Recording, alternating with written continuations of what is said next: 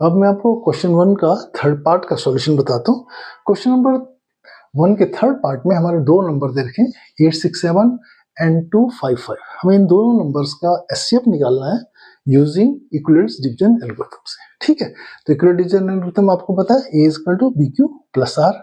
ए हमारा डिविडेंड होता है, बी डिवाइजर, क्यू हमारा क्वोशिएंट होता है और आर क्या रिमाइंडर। तो हम डिविडेंड और डिवाइजर से मिलके हम क्वोशिएंट और रिमाइंडर निकालते हैं। पहले हम इनमें से किसको हमने डिवाइडर रखना है और किसको डिविडेंड रखना है, ये हमें फाइंड करना होता है। तो हमारा सबसे बड़ा नंबर जो होता है उसे हम क्या लिखते हैं, डिविडेंड, और जो छोटा होता है दोनों में से उसको हम क्या, डिवाइजर। इन दोनों में बड़ा क्या, 867। तो हमारा क्या डिविडेंड क्या हो गया, 867 हो गया। मीन्स डिविडेंड कौन सी चीज है, हमारा ए है, तो हमारा ए कितना आ गया, 867 आ गया। डिवाइजर हमारा बी है, तो बी क्या आ गया हमारा, 255, ये लिख लिया। ठीक है, स्टेप फर्स्ट मैंने ये लिख लिया।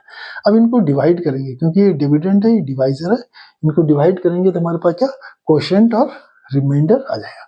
तो ये लिखा, देखो डिवाइड किया 255 से 867 को डिवाइड किया, तो 3 मेरा क्या है, क्वोशिएंट आ गया, और रिमाइंडर कितना है, 102।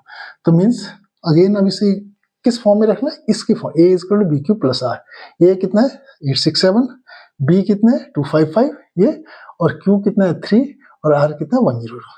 3 प्लस आर के 102। हम चेक करते हैं कि हमारा आर 0 तो नहीं है, तो फिर अगले स्टेप में बढ़ते हैं। आर कितना है, 102, तो means r not equal to 0।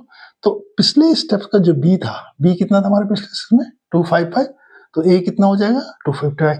पिछले स्टेप्स में रिमाइंडर कितना था 102, तो क्या बी कितना हो जाएगा 102 हो गया।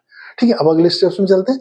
अगले स्टेप्स के लिए हमारे डिवाइजर कितना आ गया, 102, डिविडेंड कितना आ गया 255। अगेन डिवाइड करते हैं, सिंपल 102 से 225 को डिवाइड 255 को डिवाइड करते हैं, तो क्वोशिएंट कितना है 2, रिमाइंडर कितना है 51, और बी कितना है 102, ए कितना है 25। इन्हें फिर इसी फॉर्म में लिखते हैं, ये इक्विवेलेंट डिवीजन का जो फॉर्मूला है उसके फॉर्म में लिखते हैं। तो लिखा हमने, देखे 255 is equal to 102 multiply by 2 plus 51। R कितना है फिर अगेन हमारा 51 है। तो फिर अगले स्टेप की तरफ फॉलो करेंगे, आर 0 नहीं है तो अगले स्टेप पे चलेंगे। अगले स्टेप में क्या होगा, ये हमारा जो पिछले स्टेप बी है, पिछले स्टेप बी कितना है 102, ये आ गया।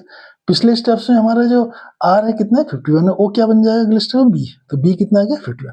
तो अगेन इससे हम करेंगे इक्विवेलेंट डिवीजन एल्गोरिथम के लिए। ये क्या हमारे पास अगले के लिए, ये क्या डिविडेंड है, और ये क्या डिवाइजर, ये लिखा 51 से डिवाइड किया, हमारे पास क्या क्वोशिएंट है 2, रिमाइंडर क्या 0 है। तो फिर अगेन हम इन चीज को उठा के ए बी क्यू और आर को इसी में रखते हैं। फिर देखिए 102 इज इक्वल 51 इंटू 2 प्लस 0।